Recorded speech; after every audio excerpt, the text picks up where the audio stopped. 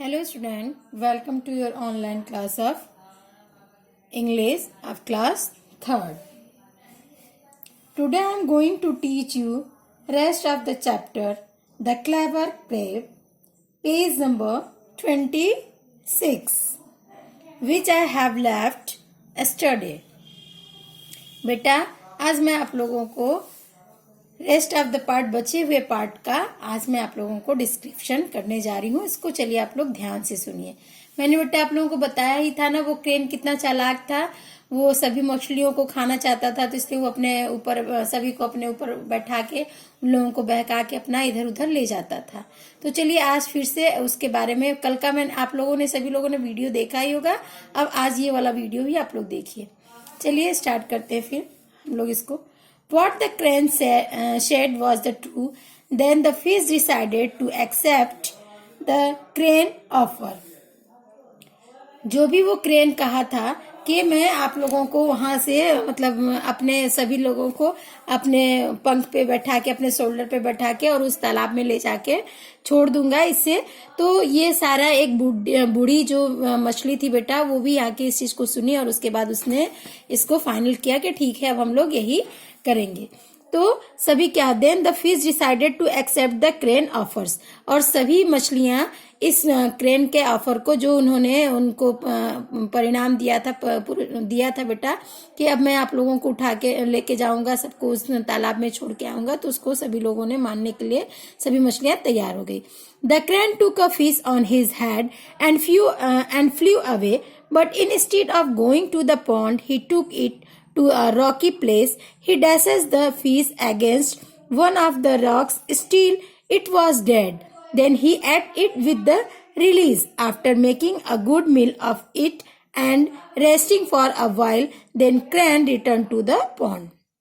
जब क्रेन की बात को सभी मछलियां उस तालाब की तैयार हो गई कि ठीक है आप मुझे ऐसे ही ले जाइएगा और वहां पे ले जाके छोड़ दीजिएगा, तो सब जब तैयार हो गई तो उसको क्या किया, crane took the fish on his back.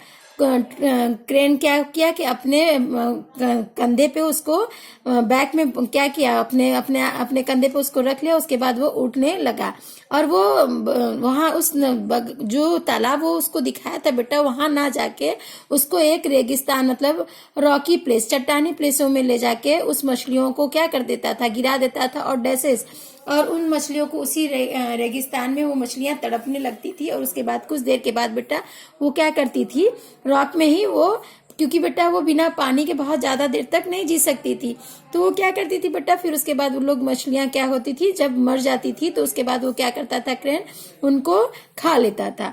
खाने के बाद फिर उसके बाद after making a good meal of it and resting for a while, then crane return to the pond. जब वो खा लेता था, वो मछलियां जब मर जाती थी तो वो क्रेन मछलियों को खा के उसके बाद कुछ देर तक आराम करता था बेटा। फिर उसके बाद क्या करता था, फिर जहाँ पे वो तालाब था, जहाँ पे सारी उस तालाब में मछलियां थी, फिर वो वहां पे लौट जाता था। इसलिए वो ऐसा करता था बेटा, अगर वो तुरंत चला जाता तो सभी मछलियों को शक हो जाता कि जरूर ये कुछ कर रहा है। इसलिए वो क्या करता था, उन सबको खा के कुछ रेस्ट करता था, फिर उसके बाद उस पॉन्ड पे जाता था। One by one the crane ate all the fishes.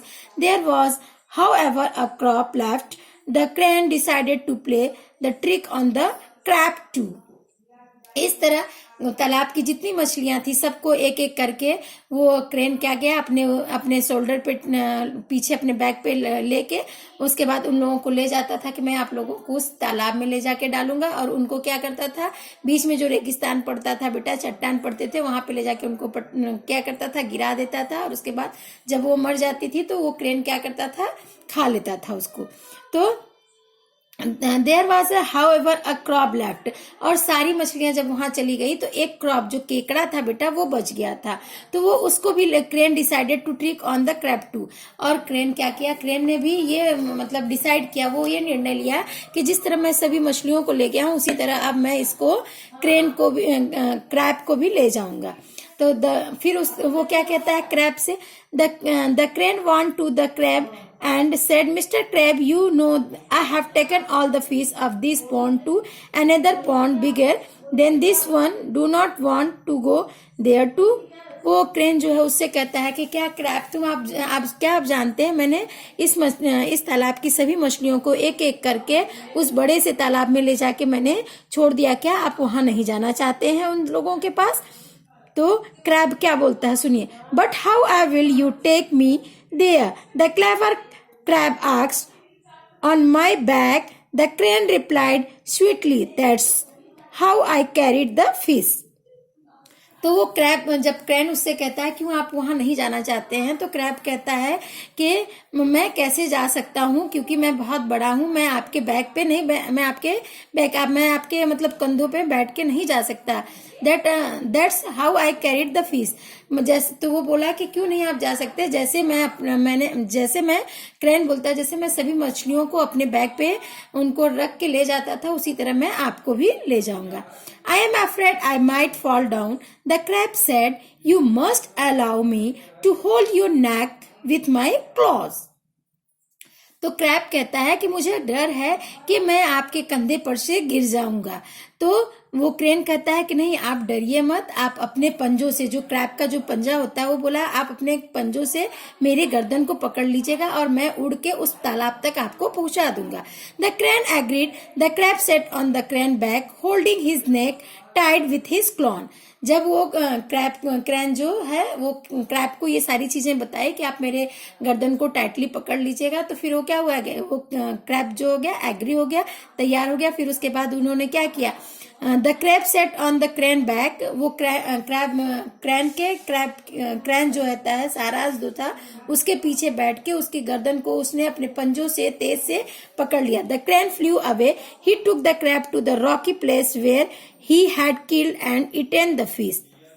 जैसे ही वो उसके गर्दन को अपने पंजों से पकड़ लिया उसके बाद वो क्रेन क्या हो गया, वो उड़ना स्टार्ट किया और उड़ते हुए वो रॉकी प्लेस उस चट्टान के जगह पे गया और वहां ही हैड किल्ड इटेन। वहां जैसे ही उसके पास where he had killed the इटेन, जहां वो चट्टानी स्थान पे पहुंचा वहां पे क्रेन पहुंचा, तो वहां पे जहां पे सारी मछलियों को ले जाके बेटा उस रेगिस्तान में गिराता था उस चट्टाने पर, और उसके बाद कुछ देर के बाद वो मछलियां मर जाती थी और उनको वो खा लेता था। तो वहां पे उस क्रैब को भी, उस केकड़े को भी वो ले गया बेटा।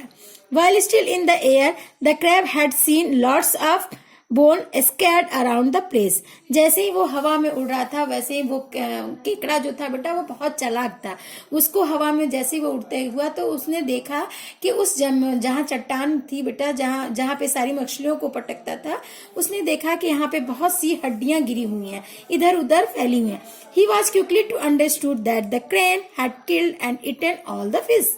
उसने तुरंत उस जो केकड़ा था बेटा उसको बहुत वो चालाक था, वो तुरंत जैसे ही वो सारी मछलियों के बोन्स को उन्होंने देखा तो उसको ये लगा कि बस करो, ये क्रेन जो है वो सारी मछलियों को यहीं पे खा लिया। Where are you taking me, the crab asked the crane. Crab जो होता है वो क्रेन से पूछता है तुम मुझे कहाँ ले जा रहे हो। To make a good meal of fresh crab like you, the crane replied. अरे तुम नहीं जानते हो आज मैं तुम्हारा ही भोजन करूंगा। मिल मीन्स आज मैं तुम्हें ही खाऊंगा। कौन कहता है, ये क्रेन कहता है। The crab tied his hold on the crane back, its sharp claw pierce the crane's neck in the courses of minutes, the crane bled to his death. जब वो ऐसे कहा कि आज मैं तुम्हारा भोजन करूंगा, आज मेरा बहुत अच्छा भोजन है, तो केकड़ा जो था बेटा अपने पंजों से, उसके पंजे बेटा बहुत नुकीले होते हैं, वो क्या किया उस अपने पंजों से उसके गर्दन को और तेज से पकड़ा और उसके बाद कुछ ही देर के बाद क्या हुआ, the crane bled to his death. और उसके बाद जब वो खुद देर से उसकी गर्दन को दबाया तो उसके बाद वो क्या हुआ, कुछ ही देर में वो क्या हुआ, मर गया। क्रेन क्या हो गया बेटा, मर गया, क्योंकि वो बहुत चालाक था बेटा, क्लेवर था ना। लेकिन वो केकड़ा भी उससे कम क्लेवर नहीं था। देखिए फिश को तो वो किसी न किसी तरह खा लिया था, लेकिन जब क्रैब को खाने का टाइम आया बेटा तो वो उसको नहीं खा पाया। I hope all of you understood this story. Bye bye, take care.